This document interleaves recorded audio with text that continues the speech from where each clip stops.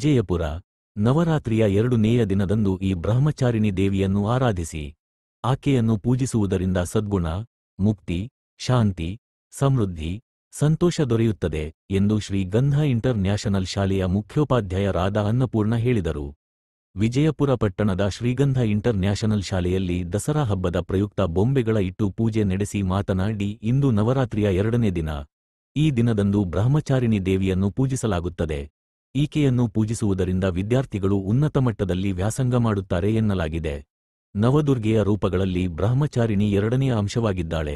ಈಕೆಯನ್ನು ವಿದ್ಯಾರ್ಥಿಗಳು, ಮುತ್ತೈದೆಯರು ಆರಾಧಿಸುತ್ತಾರೆ ಎಂದರು. ಇದೇ ಸಂದರ್ಭದಲ್ಲಿ ಸಹ ಶಿಕ್ಷಕಿ ರಾಧಾ ಮಾತನಾಡಿ, ಈ ದೇವಿಗೆ ಸಂಬಂಧಿಸಿದ ದೇವಸ್ಥಾನವನ್ನು ಅತ್ಯಂತ ಪವಿತ್ರ ಸ್ಥಳವಾದ ವಾರಣಾಸಿಯಲ್ಲಿ ನೋಡಬಹುದು.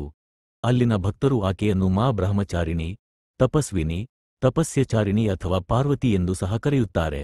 ಇದು ದುರ್ಗಾದೇವಿಯ 2ನೇ ರೂಪ ಕೂಡ ಹೌದು. ಬ್ರಹ್ಮಚಾರಿಣಿ ಎಂದರೆ ತಪಸ್ಸು ಮಾಡುವವರು ಎಂದೇ ಆಗಿದೆ ಎಂದರು. ಕಾರ್ಯಕ್ರಮದಲ್ಲಿ ಶಾಲಾ ಶಿಕ್ಷಕರು, ವಿದ್ಯಾರ್ಥಿಗಳು ಹಾಜರಿದ್ದರು.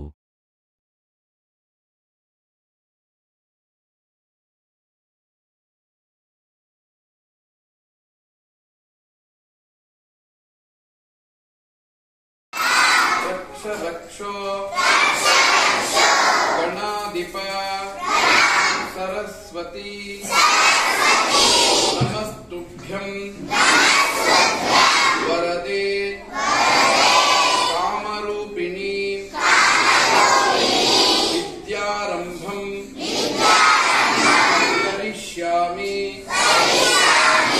ಸಿದ್ಧಿರ್ಭವತು ಮೇ ಸದಾ ಸರ್ವಮಂಗಳ ನಮೋಸ್ತುತೆ ಯಾ ದೇವಿ ಸರ್ವಭೂತೇಷು ಬ್ರಹ್ಮಚಾರಿಣಿ ಸ್ವರೂಪಿಣಿ ಸಂಸ್ಥಿತಾಃ ನಮಸ್ತಸ್ಯೈ ನಮಸ್ತಸ್ಯೈ ನಮೋ. Now today is second day. Now let's check what Radha is saying about second day. Which goddess? Brahmachari. What did you learn from her? Madam has told in Kannada. Now I want answer in English. Huh? We should try. We should try. Okay. Then next. Huh? Be ambitious. Then never give up. Yes. Then next. Huh? Yeah. No, on last time we give you prizes. Okay. Yesterday also one child gave answer. Today the most important thing. One small negative word. No. Are you ready to hear that this one? If your parents say one word, if you ask anything, they say no. Ivattu agodilla appa. Ivattu beda amma. Ivattu tegiskodalla. Are you ready to hear that no? Are you ready? No. Nowadays nobody is ready. But all are ready to say no. If I ask anything, children today how to do this? No ma'am, I have work ma'am. No ma'am, today I have gone out ma'am. No, you are ready to say, but you are not ready to accept that when others are saying. But here, it is not like that. Inner strength we have, when we have a inner strength, we will not go for that. Any ugly, whatever it happens, I will do that one. That focus, that power we will get. Yes or no?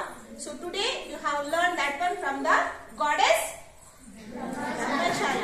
So inner strength you will get. If you pray Brahmachari, then you will get a inner strength, which is very much important for your education life. One day, 1 mark less, no problem. Next you can achieve. No need to give up. Achieve once again. You work out on that. Which subject you are finding difficult, work out on that.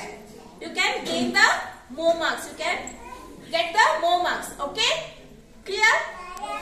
ಆ ದಸರಾ ಹಬ್ಬದ 2ನೇ ವಿಶೇಷತೆ ಅಂತ ಹೇಳಿದ್ರೆ ಬ್ರಹ್ಮಚಾರಿಣಿ ಸ್ವರೂಪಿಣಿ ಅಂತ ಹೇಳ್ಬಿಟ್ಟು ಹಿಮವಂತನ ಪುತ್ರಿಯಾಗಿ ಜನಿಸಿದಂತ ಶೈಲಪುತ್ರಿ ಬೆಳೆದು ದೊಡ್ಡವಳಾಗಿ ಯೌವನಾವಸ್ಥೆಗೆ ಬಂದಾಗ ನಾರದ ಮುನಿಯವರನ್ನ ಭೇಟಿ ಮಾಡ್ತಾಳೆ. ಆ ನಾರದ ಮುನಿಯವರನ್ನ ಭೇಟಿ ಮಾಡಿದಾಗ ಆ ನಾರದ ಮುನಿಯವರು ಹೇಳ್ತಾರೆ ಅವರಿಗೆ, ನೀವು ಶಿವನನ್ನೇ ಮತ್ತೆ ಮದುವೆ ಆಗ್ಬೇಕು ಅಂತಂದ್ರೆ ಕಠಿಣವಾಗಿರುವಂತ ಒಂದು ತಪಸ್ಸನ್ನ ಮಾಡ್ಬೇಕಾಗುತ್ತೆ ಅಂತ ಹೇಳ್ತಾರೆ. ಅದಕ್ಕೆ ಆ ಶೈಲಪುತ್ರಿಯವರು ಸಾವಿರಾರು ವರ್ಷಗಳ ಕಾಲ ಕಠಿಣವಾಗಿರುವಂತ ತಪಸ್ಸನ್ನ ಆಚರಣೆ ಮಾಡೋದಿಕ್ಕೆ ಮುಂದಾಗ್ತಾರೆ. ಆ ತಪಸ್ಸನ್ನ ಮಾಡ್ಬೇಕಾದ್ರೆ ಆಕೆ ಆಹಾರ ನೀರು ಏನು ತಗೊಳ್ಳೋದಿಲ್ಲ, ಬರೀ ಹಣ್ಣುಗಳು ಸೊಪ್ಪು ಎಲೆಗಳನ್ನ ತಿಂದು ಆ ತಪಸ್ಸನ್ನ ಕಠಿಣವಾಗಿರುವಂತ ತಪಸ್ಸನ್ನ ಮಾಡ್ತಾರೆ. ಆ ಟೈಮಲ್ಲಿ ಅವರು ಜಾಸ್ತಿ ಎಲೆಗಳನ್ನೇ ತಿಂತಾ ಇದ್ದಿದ್ರಿಂದ ಅವರಿಗೆ ಅಪರ್ಣ ಅನ್ನುವಂತ ಹೆಸರಿಂದನೂ ಕರೀತಾರೆ. ಅಪರ್ಣ ಅಂತ ಹೇಳ್ಬಿಟ್ಟು ಕರೀತಾರೆ. ಮತ್ತೆ ಅಷ್ಟು ತುಂಬಾ ಕಷ್ಟಕರವಾಗಿರುವಂತ ತಪಸ್ಸನ್ನ ಆಚರಣೆ ಮಾಡಿದ್ದಕ್ಕೋಸ್ಕರ ಆಕೆಯನ್ನ ಬ್ರಹ್ಮ ಸ್ವರೂಪಿಣಿ ಅಂತ ಹೇಳ್ಬಿಟ್ಟು ಕರೀತಾರೆ. ಆಮೇಲೆ ಆ ಒಂದು ಅವರ ತಪಸ್ಸಿಗೆ ಮೆಚ್ಚಿ ಶಿವ ಆಕೆಯನ್ನ ವಿವಾಹವನ್ನ ಆಗ್ತಾರೆ. ಆ ವಿವಾಹವನ್ನ ಆಗಿದ್ದಕ್ಕೋಸ್ಕರ ಸಹನೆಯಿಂದ ಮತ್ತೆ ಎಲ್ಲ ಅದನ್ನ ಕಲಿಸ್ಕೊಡ್ತಾರೆ.